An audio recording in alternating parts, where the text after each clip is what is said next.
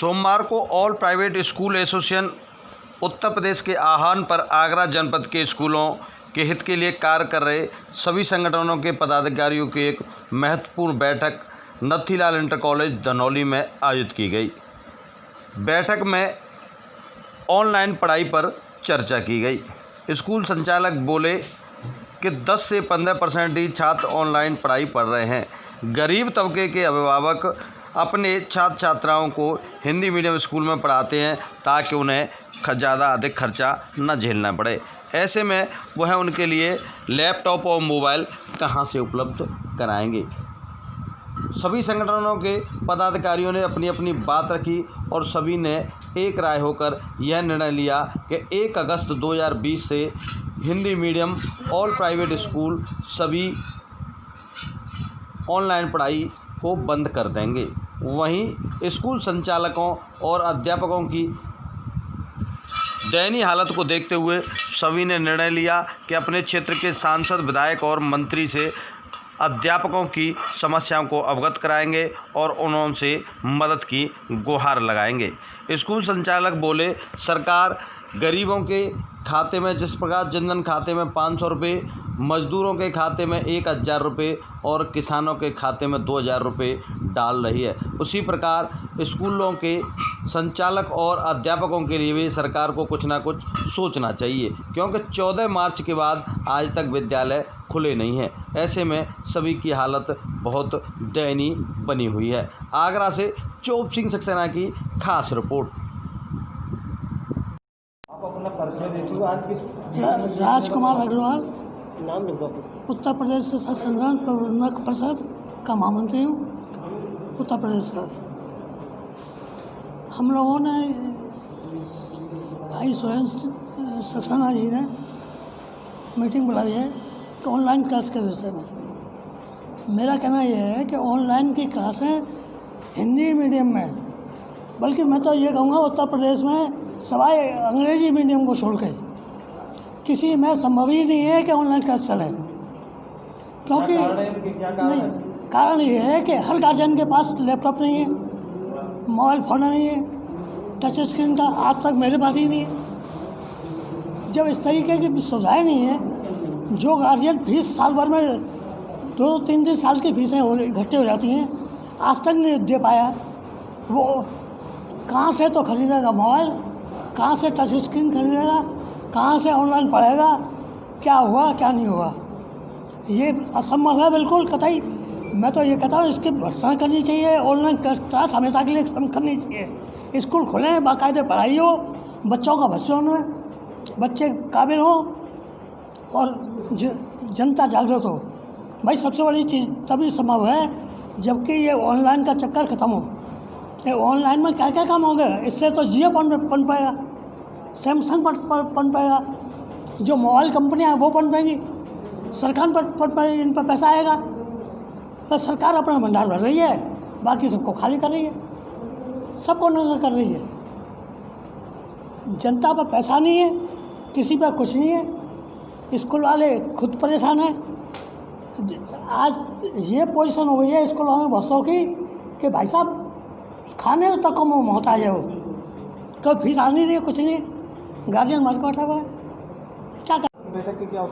मैं सुरेंद्र कुमार सक्सेना, प्रदेश अध्यक्ष all private school association अफसा Uttar Pradesh साहब। आज हमारी सभी प्राचार्य, प्रबंधक और शिक्षक साथियों की एक बैठक नथीलाल इंटर कॉलेज पर आयोजित की गई, जिसमें सभी साथियों ने निर्णय लिया गया कि जिस तरह से हमारे यहाँ ऑनलाइन शिक्षा हिंदी मीडियम स्कूलों में प्रभावी नहीं है, हमारे यहाँ गरीब अभिभावकों के माता पिता के पुत्र पुत्री पढ़ते हैं। जब सरकार की शासन की नीति के अनुसार पहले ही अप्रैल मई में हमारे विद्यालयों ने ऑनलाइन शिक्षा कार्य कराया था और उन ऑनलाइन शिक्षा कार्य में सरकार के द्वारा जो सर्वे कराए गए उसमें मात्र 30% छात्र छात्राओं ने शिक्षा ग्रहण कर पाई थी, जबकि लॉकडाउन के कारण उनके अभिभावक माता पिता सभी घर पे थे, उनके मोबाइल फ़ोन वगैरह सब कुछ घर पे थे।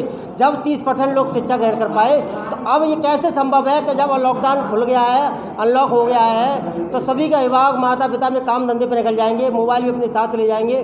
तो ये असंभव की बात है कि जब मोबाइल उनके पास नहीं होगा तो शिक्षा कैसे ग्रहण करेंगे।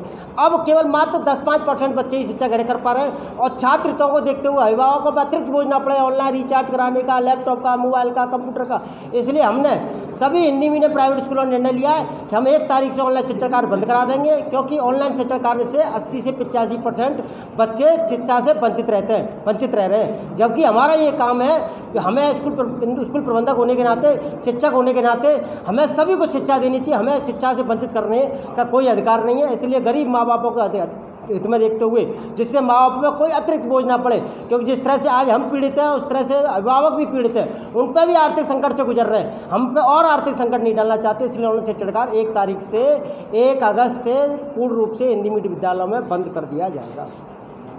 आगामी रणनीति क्या रहेगी? आगामी रणनीति यह है कि हमने शासन प्रशासन को ज्ञापन दे दिए, अर्धनग्न प्रदर्शन कर लिया। अब ये सरकार ये चाहती है कि हमारे सरकार के माननीय प्रधानमंत्री जी, माननीय मुख्यमंत्री के पास, हमारे क्षेत्रीय विधायक, सांसद, मंत्रियों के पास हम अपनी पीड़ा लेकर पहुंचेंगे। जिस तरह से वो जनता के सेवक होते हैं, हम भी उनकी जनता हैं। हम अपनी फरियाद को लेकर उनके पास पहुँचेंगे, जिससे हमारी बातों को वो शासन प्रशासन पर आए।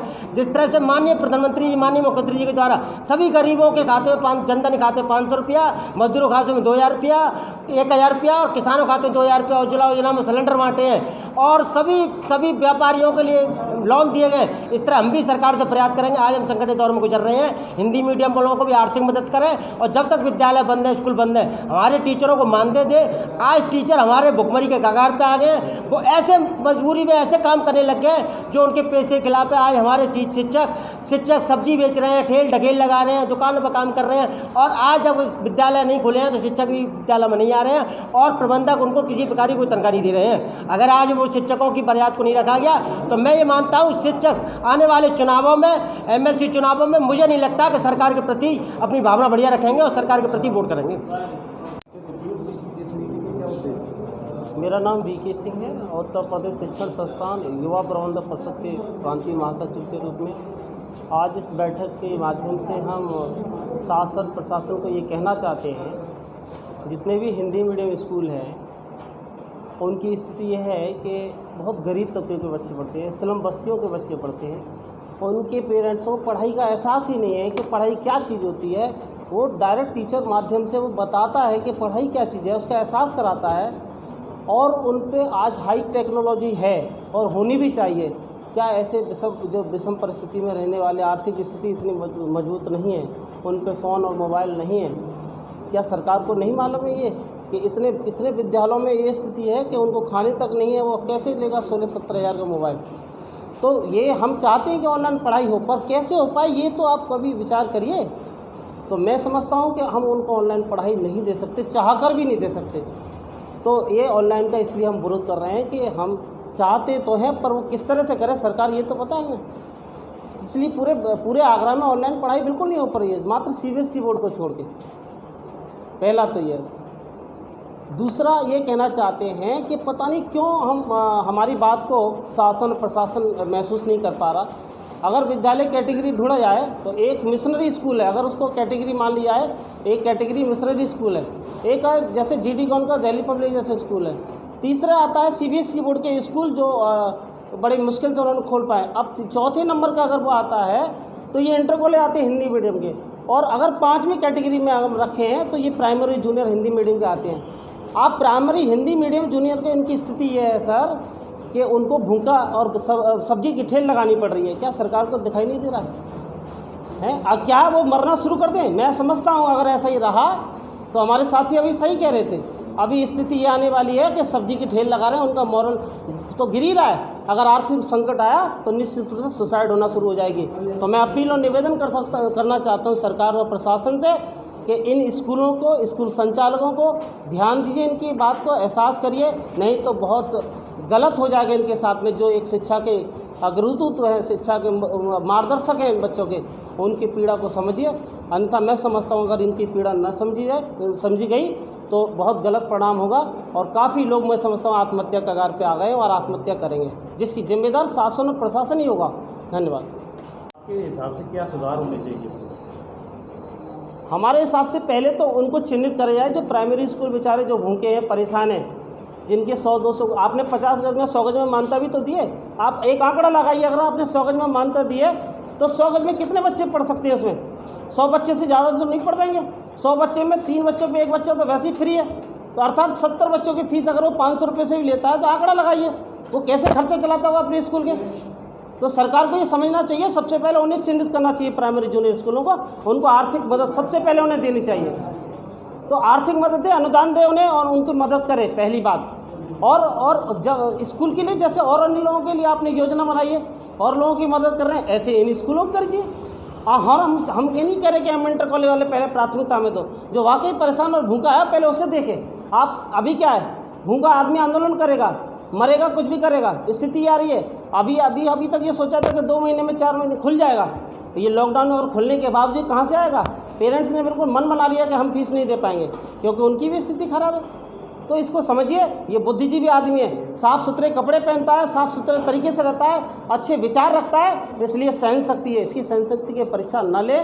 मैं चाहता हूँ, फिर पुनः कहता हूँ कि सरकार इसको गंभीरता से ले, नहीं तो इसमें अंदर बहुत परेशानी छिपी है। उसका एहसास किसका काम है? शासन प्रशासन का काम है साहब। तो मैं पुनः अपील करता हूँ, और उसमें हम ये हमारे संगठन, चाहे वो कोई भी संगठन हो, संगठन पूरी मदद करेगी, उन प्राथमिकता के आधार पर उनको अनुदान और सहयोग करें।